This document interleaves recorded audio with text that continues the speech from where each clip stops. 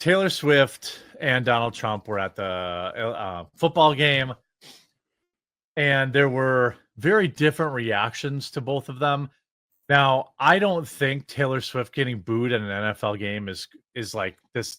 I don't think she cares. But you see Trump here. This is from cell phone footage, so it is not from the Fox broadcast. You can hear. Here, let's go.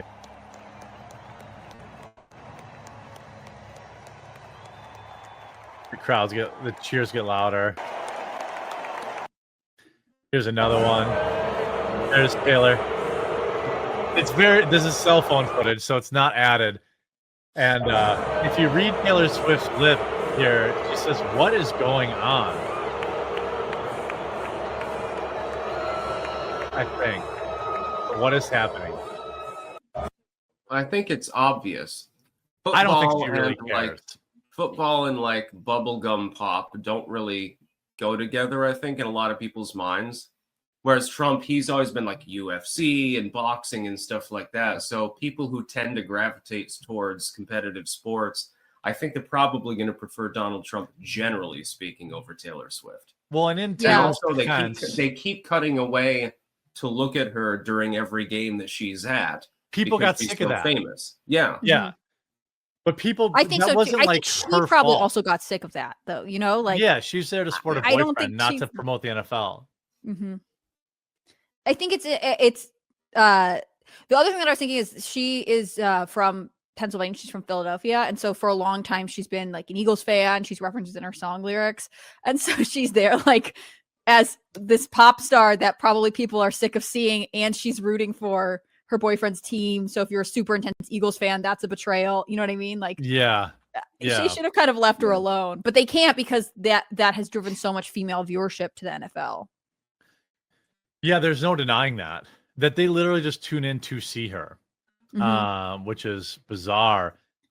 I do think it was funny, like Trump from Truth Social, like nobody had a rougher night than Taylor Swift, who got booed out of the stadium.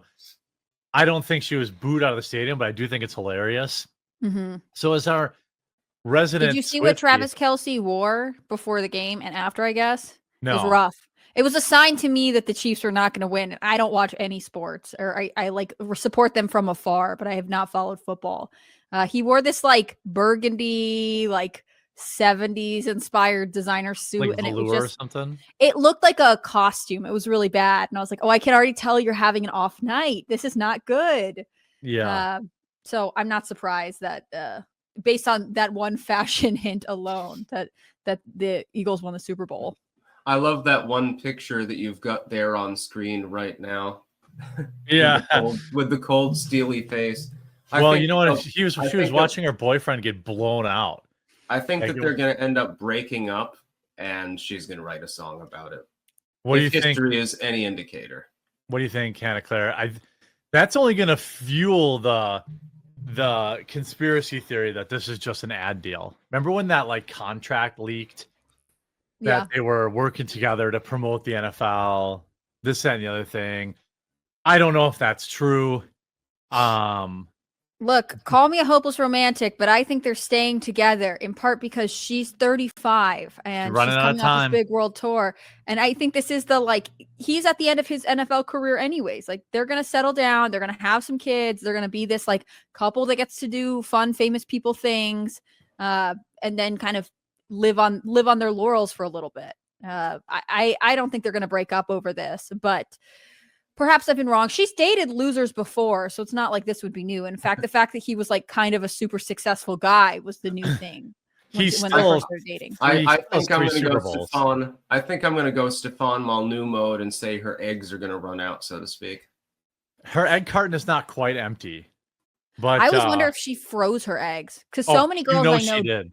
Yeah. So many girls I know do that, like not pop stars, just like girls who work in, finance in New York. They're like, oh, well, I have to do it. I have to wait to have children. And I think that is so weird. I assume as this, pop star princess that so many people are making money off of, she was really heavily encouraged to freeze her eggs and delay having children. Oh yeah. By the powers that be. But, I think Taylor Swift having a baby would usher in the next baby boom. Like, yes.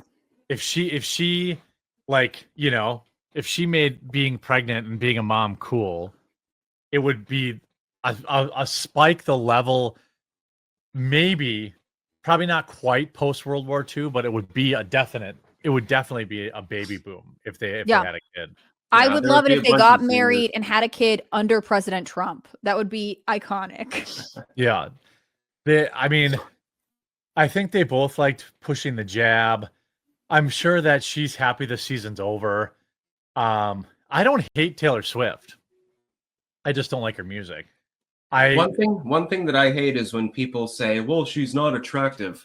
She is attractive. Of course, she's attractive. That's nonsense. You're saying that for political reasons more than. That's why when people call Elon on the left, when people say Elon's dumb, it's like, come on, he's objectively not dumb. In fact, he's objectively a genius. And it's like he's gonna be like 160 or something like that. Right. If you're a Chiefs fan too, I could see getting super annoyed with like the fact that she is the star of every game when there are probably tons of people on the team other than Travis Kelce and Patrick Mahomes who deserve the spotlight sometimes, you know, who have interesting stories, who have good plays. I don't know enough about it to really tell you what, but like it would be annoying that like every time this guy's girlfriend shows up, that's all anyone talks about from your season of football. So I don't think it's wrong for people to be frustrated or to be like, okay, stop showing her. I just think that like she's probably not like the enemy the way a lot of people think she is. Trump said something like MAGA never forgets, and I was like, but she's hanging out with Brittany Mahomes, who is everyone MAGA. said she was and she's MAGA, and everyone said Taylor Swift is gonna not invite her, not interact with her because of her public support for Trump, and then she was at a bunch of games with her. Yeah. Like, I think there's less drama than people want there to be. Yeah. And keep in mind, like, I mean, she sort of got her start in the MySpace era. Mm-hmm. Like they had like DMs between her and various people on MySpace that have been posted online and stuff like that. She was basically a discovered musician. Reminded me of Justin Bieber.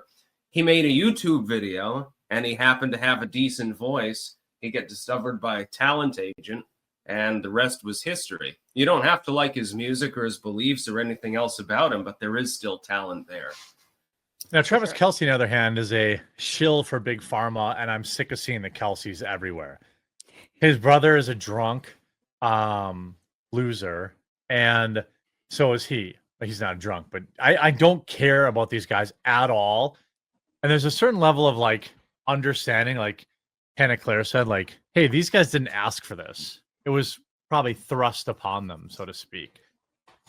But I for sure, you know, I definitely would look forward to not seeing any more stupid camera pans to Taylor Swift during NFL games. Like, that's just, I'm 100% not into it. Like, at all. I could be wrong, but I had heard at one point, and I didn't follow it that closely, but the last season, she went to games in other cities that Travis was playing in. And then this season, she basically only went to games at Arrowhead. And some people were saying like, oh, it's a security thing. But I also wonder if it was like to stop trying, like to basically try and avoid being the center of attention everywhere. Because it must just be exhausting for everyone involved, like her security team, I'm sure Travis Kelce doesn't want to constantly answer questions about her. The coaches, like all that stuff. Road too, she takes way more hate. Mm-hmm. Like that's probably the bigger reason. Like when she's on the road, the other team, the home team hates the other team and they hate her. So it's like she doesn't even have a sympathetic stadium. She has a stadium full of people that hate her, which is what you saw at the Super Bowl. Like, and again, they don't hate her for any rational reason other than the fact that she's getting crammed down our throats. Like, I don't know if she asked for that or if she wanted that, but that's what the NFL did. I'm sure it doesn't seem like she did want it. That's one other reason not to blame her. Imagine you can't even go to Wendy's at 8 p.m. to get a hamburger without the paparazzi coming by and probably 100 fans. Right. And if she skips the game, then it's like they're breaking up, you know? In one sense, I kind of I feel sorry for people who reach that level of fame. It must be, in some ways, it must be a living hell. It's got to suck. Yeah. Well, like, people in the comments, like, she's oversaturated, just like the Chief, hence the booze. If the NFL would not have shown her every 2 seconds during a game, none of this would have happened. Totally agree. Totally agree. If she just happened to be at the game and she just happened to whatever, I don't think people would be anywhere near, like, nobody would be hating on her at all. By the way, the Philadelphia Eagles refused to go to the White House when Trump was president. He was actually at this game as a Chiefs fan. So his team got blown out, at least according to him. Do you think they'll refuse to go again? Yes.